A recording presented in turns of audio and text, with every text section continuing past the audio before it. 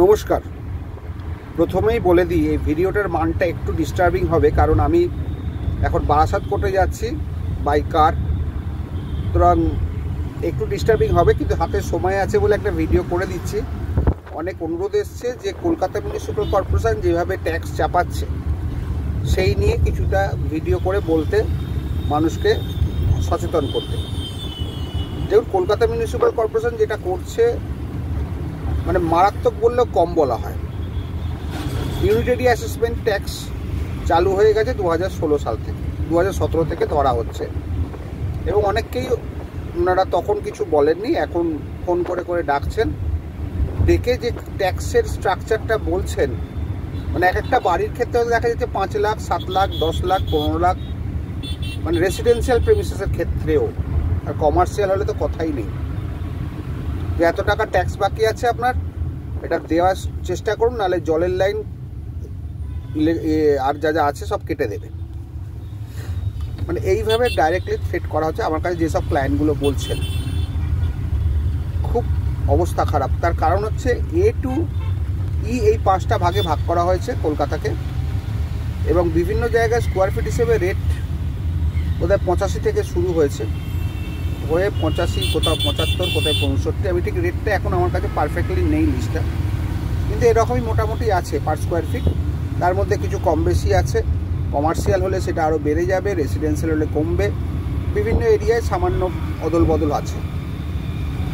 কিন্তু এইটা করতে গিয়ে কলকাতা শহরে প্রচুর পুরনো বড় বাড়ি এখনও আছে, বা রেসিডেন্সিয়াল প্রেমিসেস এখনও আছে, তারা মারাত্মক বিপদে পড়ে গেছে। কারণ 2017 সাল থেকে ট্যাক্স চাপাচ্ছে, এটা 24, তার সঙ্গে ইন্টারেস্ট পেনাল্টি জুড়ে দিচ্ছে স্কোয়ার ফিট হিসেবে। কোথা থেকে পাবে তারা? এর কারণ কোনো প্রতিবাদ নেই আমাদের তরফ থেকে। ল্যান্ডলর্ড অ্যাসোসিয়েশনগুলো এখন নাম কাওয়াস্তে হয়ে গেছে, কারণ প্রেজেন্ট জেনারেশনের কোনো আগ্রহ নেই নিজেদের বাড়িঘর রক্ষা করার ব্যাপারে, আর তারা প্রচণ্ড ব্যস্ত। আমরা যেরকম লড়েছিলাম, আমি ব্যক্তিগতভাবে লড়াই করেছিলাম, এই লড়াইটা আমার সঙ্গে আরও তখন অনেক লয়ার ছিলেন, অনেক ল্যান্ডলর্ড অ্যাসোসিয়েশন লোকও ছিলেন, কিন্তু কালের নিয়মে আস্তে আস্তে সবই চলে যাচ্ছে, আর তাদেরও বয়স হয়ে যাচ্ছে। কারণ ইয়ং জেনারেশন সেরকমভাবে নিজেদের বাড়িঘর ধরতে ইন্টারেস্টেড নয় ম্যাক্সিমাম। তারা একটা কোথায় ফ্ল্যাট হবে ব্যাস খুশি, নিজেদের বাড়িঘর বেঁচে দাও, না থাকুক কোনো ব্যাপার নয়। আগেকার দিনে যেরকম লোকেরা বাড়িঘর করেছিল নিজেদের বংশ পরম্পরায়, মানে পরবর্তী প্রজন্মের কথা চিন্তা করেই বাড়িঘর এত মজবুত করে করেছিলেন। কিন্তু এখনকার প্রজন্ম not interested, very sorry to say. তারা এই ফ্ল্যাটের আনন্দেই আছে, কিন্তু তারা এটা জানে না যে ফ্ল্যাটটা যদি আজকে ভেঙে পড়ে যায় বাই ন্যাচারাল ক্যালামিটি, তাহলে কিন্তু গেল। কারণ শুধু জমির রেটটা হচ্ছে আনডিভাইডেড শেয়ার, যতগুলো ফ্ল্যাট আছে প্রত্যেকের আনডিভাইডেড শেয়ার। আর ফ্ল্যাট যেভাবে তৈরি হচ্ছে, মানে ও আর বাড়ির কাছাকাছি কিছুই না। একটা বাড়ি 200-250 বছর মোটামুটি তার একটা রেঞ্জ থাকে, ভালো থাকবে। আর ফ্ল্যাট যেভাবে তৈরি হচ্ছে 25 থেকে 30 বছর ভালো থাকবে, তারও কোনো গ্যারান্টি নেই। যাই হোক, এবার কর্পোরেশন ট্যাক্সের কথায় আসি। ওনারা A to E commercial, residential inspection করছেন, নিজেরা করছেন না। ফার্স্টে বলছে আপনাদের কাগজপত্র দিন, কী কী আছে না আছে। এবার আপনাদের কাগজপত্র ধরেই আপনাদের গলা কাটছে, সত্যি কথা বলতে। এবং এক একজন ক্লায়েন্ট এসে রীতিমতো কেঁদে ফেলার অবস্থা, যে স্যার আমাকে এইভাবে ট্রিট করছে, এইভাবে ট্যাক্সে কোথা থেকে দেবো আমরা মধ্যবিত্ত মানুষ। আমি তখন প্রত্যেককেই বলেছিলাম সেই সময়তে যে আপনারা একটা আন্দোলন করুন, আইন তো আছেই, আপনি আইনে চ্যালেঞ্জ করতে পারেন, কিন্তু সেটা সবথেকে অসুবিধা হচ্ছে ট্রাইব্যুনালে চ্যালেঞ্জ করতে গেলে যে টাকাটা ট্যাক্স হয় পুরো টাকাটা জমা দিয়ে চ্যালেঞ্জ করতে হবে। সেটা সাধারণ মানুষের পক্ষে খুব অসহনীয়, এবং সেইটা জেনে শুনেই এই চক্রান্তটা করা হচ্ছে। এইভাবে ট্যাক্স কিন্তু কোনো শহরে নেই, স্কোয়ার ফিট হিসেবে আছে, কিন্তু যেভাবে অতিরিক্ত পরিমাণে যে রেট ধার্য করা আছে সেটা অবৈজ্ঞানিক, এবং সাধারণ মধ্যবিত্তর পক্ষে সত্যি করে এটাকে বহন করা খুব শক্ত। তার বাড়িঘরদরই হয়তো থাকবে না, যেটুকু মাথার ছাদ টিকবে না।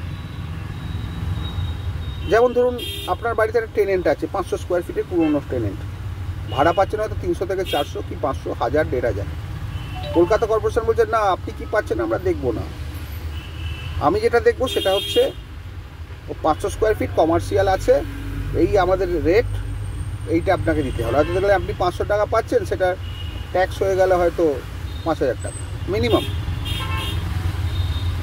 এবার ওরা বলছে ঠিক আছে আপনি টেনেন্টের নাম দিন, টেনেন্টের নাম আমরা এনলিস্ট করে দিচ্ছি, তার মানে টেনেন্টের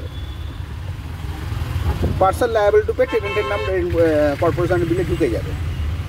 পরবর্তীকালে যদি ধরুন টেনেন্ট না দেয়, সেই ট্যাক্সটা কিন্তু আপনার ঘাড়েই চলে আসবে, আপনি কোথায় যাবেন? সত্যি করে কিন্তু খুব বিপজ্জনক। এবং এই জন্যে কিন্তু বহু লোক চাপে পড়ে গেছে। অনেককে বলেছি আপনারা হাইকোর্টে রিট করুন, হাইকোর্টে রিট করে দেখুন। আর এটা পিল লাই করবে না, কারণ এটা যেহেতু ট্যাক্সের ব্যাপার, কারণ এটা রিট হলে ভালো হয়। আর পিল করলে করা যায়, কিন্তু পিল করতে গেলে বেশ বড়সড় অ্যামাউন্ট লাগে, হাইকোর্টে বড় সিনিয়র লয়ার দিয়ে করাতে হবে।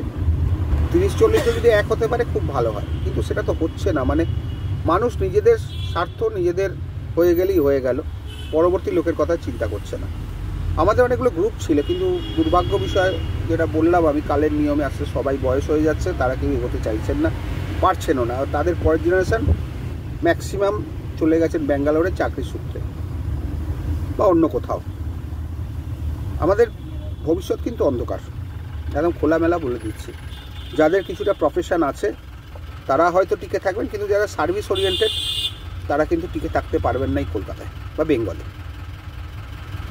কারণ ম্যাক্সিমাম যারা আমাদের মতো লোক, যারা প্রফেশন ভালোবাসে, চাকরি বাকরি ভালো, যারা একটু ভদ্রভাবে সুস্থভাবে বাঁচতে চায় অশান্তি ছাড়া, যারা একটা ভালো চাকরি খোঁজে, সরকারি চাকরি হলে খুব ভালো হয়, কিন্তু তাদের জন্য নেই। বিভিন্ন ক্যাটাগরি করে দিয়ে OBC A, OBC B, OBC ইত্যাদি ইত্যাদি করে দিয়ে কী বলতো, সাধারণ যারা ইন্টেলেকচুয়াল, যারা জেনারেল কাস্ট, জেনারেল ক্যাটাগরি, তারা কিন্তু মার খেয়ে যাচ্ছে। এবং সরকার বাহাদুর এদিকে দেখছে না, জেনারেল ক্যাটাগরির কথা কোনো চিন্তা করে না, শুধু ভোটের কথা চিন্তা করে ওবিসি চিন্তা হচ্ছে।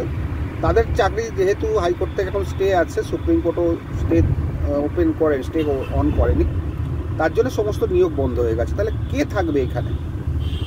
এই জিনিসটা আসলে আমরা না পারি আন্দোলন করতে, না পারি কিছু করতে। বিশেষ করে বাঙালিরা সত্যি তাদের মেরুদণ্ড ভেঙে গেছে, শেষ হয়ে গেছে। দেখুন, যদি কোনো কিছু করতে পারেন তবে কর্পোরেশনের ট্যাক্স রিয়েলি ইনটলারেবল।